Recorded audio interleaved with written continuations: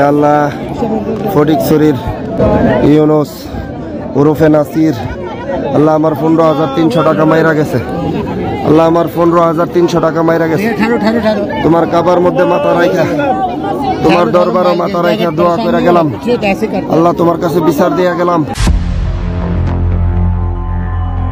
এভাবেই একজন প্রবাসী কাবার গিলাফ ধরে ক্রন্দন করছেন রমজান মাসে। হে আল্লাহ, ফটিকছড়ি হাসনাবাদের ইউনুস ওরফে নাসির আমার 15,300 রিয়াল মেরে গেছে। আল্লাহ তোমার কাবায় মাথা রেখে তোমার দরবারে বিচার দিয়ে গেলাম বলে বলে ক্রন্দন করছেন এবং সামাজিক যোগাযোগ মাধ্যমে এই ভিডিওটি ছড়িয়ে পড়ে। রমজানের পবিত্র মাসে প্রবাসী শ্রমিকের 15,300 সৌদি রিয়াল বাংলাদেশি মুদ্রায় প্রায় 4,30,000 টাকা হারানোর মর্মান্তিক ঘটনায় আল্লাহর দরবারে ফরিয়াদ জানাচ্ছেন। সৌদি আরবের মক্কা নগরীতে কাবার গিলাফ ধরে ক্রন্দনরত তার একটি ভিডিও সামাজিক যোগাযোগ মাধ্যমে ভাইরাল হয়েছে। তাতে দেখা যায় তিনি আল্লাহর কাছে ন্যায় বিচার কামনা করছেন এবং হারানো অর্থ ফেরতের জন্য আকুল আবেদন জানাচ্ছেন। প্রবাসী জীবনের কষ্ট ও পরিশ্রমের মাধ্যমে সঞ্চয় করা অর্থ হারানোর বেদনা শুধু আর্থিক ক্ষতির চেয়েও গভীর। প্রবাসীরা বিদেশে মানসিক ও শারীরিক পরিশ্রমের বিনিময়ে যা অর্জন করেন তা পরিবারের ভবিষ্যৎ ও মর্যাদাপূর্ণ জীবনের স্বপ্নের সঙ্গে জড়িত।